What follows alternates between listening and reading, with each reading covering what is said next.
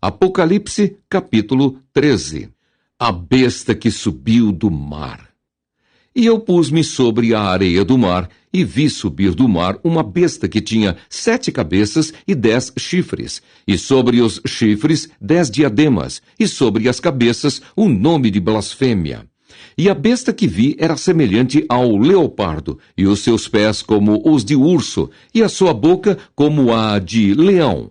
E o dragão deu-lhe o seu poder, e o seu trono, e grande poderio.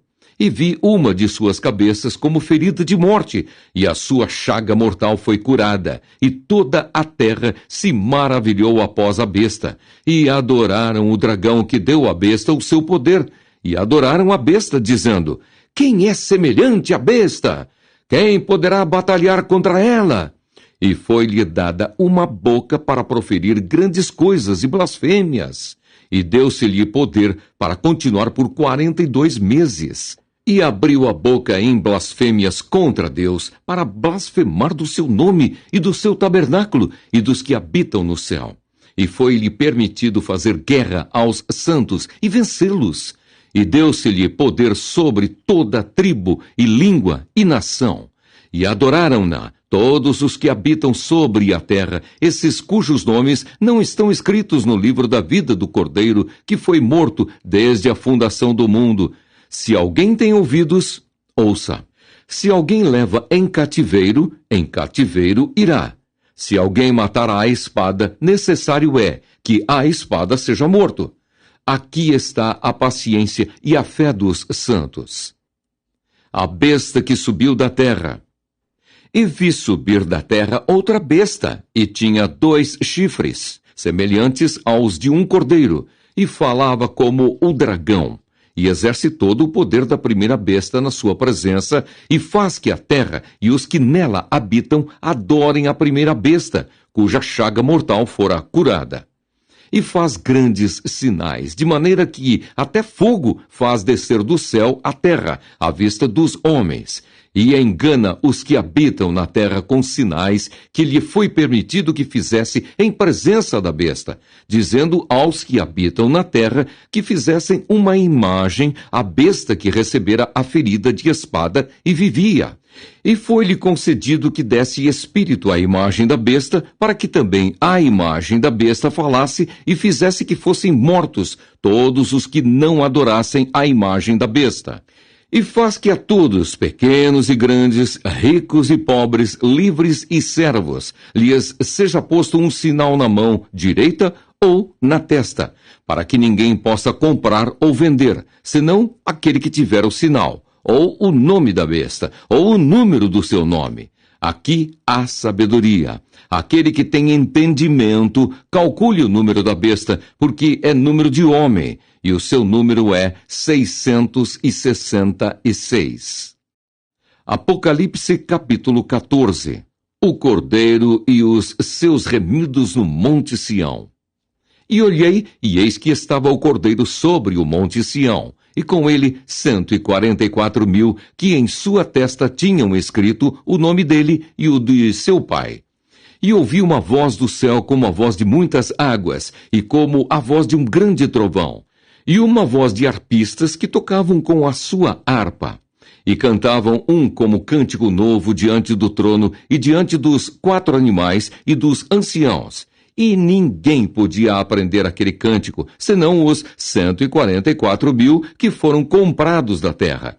Estes são os que não estão contaminados com mulheres, porque são virgens. Estes são os que seguem o Cordeiro para onde quer que vai.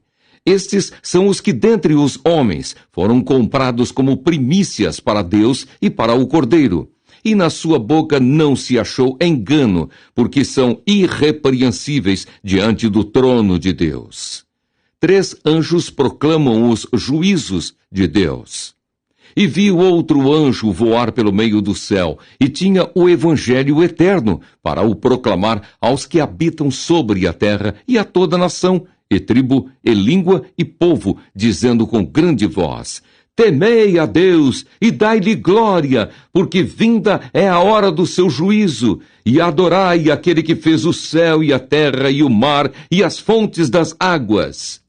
E outro anjo seguiu, dizendo: Caiu, caiu Babilônia, aquela grande cidade que a todas as nações deu a beber do vinho da ira da sua prostituição.